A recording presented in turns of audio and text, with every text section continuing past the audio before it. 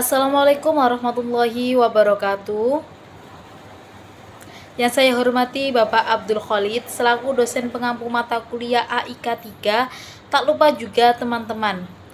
Kami dari kelompok 10 ingin mempresentasikan hasil tugas kelompok kami dengan judul Tanggung Jawab Ilmuwan Muslim dalam Berbangsa dan Bernegara.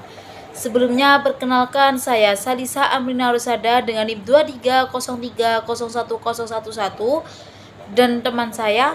Perkenalkan, nama saya Raditya Alung Pambudi dengan NIM 23011143. Perkenalkan, nama saya Devitri Indasari dengan NIM 23030301157.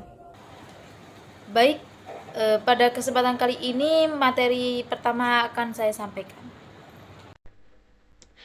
Makna tanggung jawab ilmuwan muslim dalam konteks ajaran Islam dan kehidupan bernegara. Dalam Islam, ilmu adalah amanah yang harus digunakan untuk kebaikan dan kemaslahatan umat.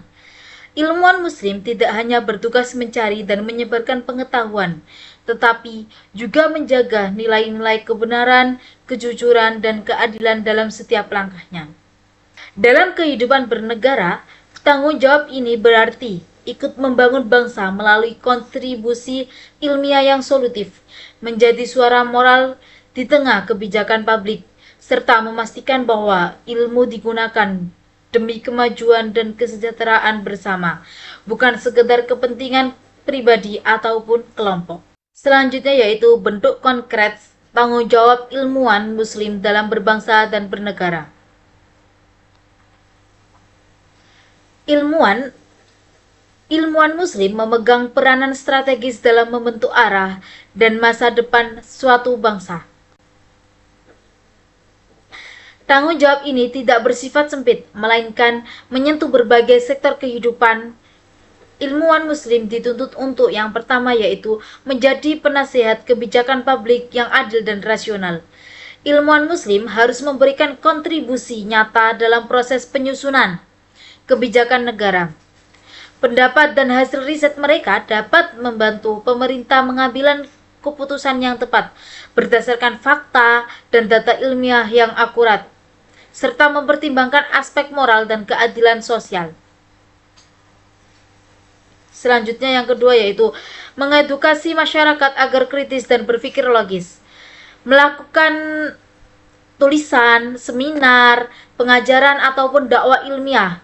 Ilmuwan muslim harus mendorong masyarakat agar tidak mudah terprovokasi atau terpengaruh hoaks, tetapi mampu berpikir secara rasional atau solutif. Ini itu sangat penting demi menciptakan masyarakat madani yang sehat secara intelektual. Kemudian yaitu yang ketiga yaitu melakukan riset yang membawa manfaat sosial.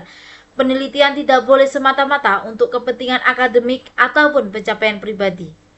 Ilmuwan muslim harus meneliti persoalan-persoalan strategis yang dihadapi bangsa, seperti kemiskinan, ketimpangan, lingkungan, kesehatan, pendidikan, dan lainnya, agar hasilnya memberikan dampak nyata bagi kesejahteraan rakyat.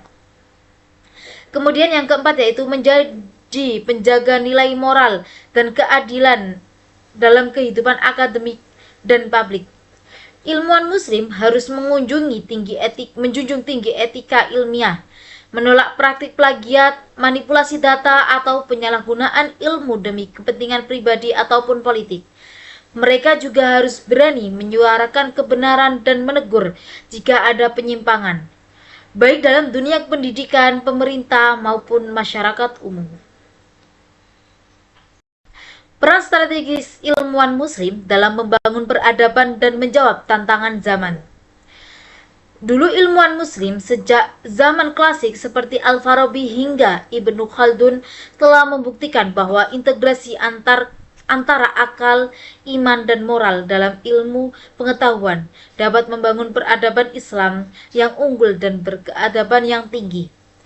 Di era modern saat ini, ilmuwan muslim memiliki peran strategis sebagai penjaga moral dan arah keilmuan umat dengan menyatukan ilmu dan spiritualitas serta menjembatani warisan keilmuan Islam dengan tantangan kontemporer. Oke, selanjutnya dampak positif keterlibatan ilmuwan Muslim dalam pembangunan nasional dan sosial. Yang pertama, mendorong pembuatan kebijakan berbasis data dan etika. Yang kedua, mengembangkan teknologi tepat guna untuk masyarakat. Yang ketiga, menguatkan pendidikan yang berbasis nilai dan karakter. Yang keempat, meningkatkan kualitas hidup masyarakat melalui penelitian terapan. Oke, selanjutnya ada cara menjaga integritas moral dan akademik di tengah tantangan zaman. Yang pertama, meneguhkan kejujuran akademik. Yang kedua, menjadikan Islam sebagai fondasi moral. Yang ketiga, memperkuat adab dalam mencari ilmu. Yang keempat, membangun jejaring kolaboratif yang sehat. Dan yang kelima, menghadirkan niat lillahi ta'ala dalam setiap karya. Baik, yang pertama ada tantangan ilmuwan muslim di era globalisasi. Yang pertama, sekularisasi ilmu dan etika. Yang kedua, komersialisasi dan politisasi akademik. Yang ketiga, krisis etika dan plagiarisme.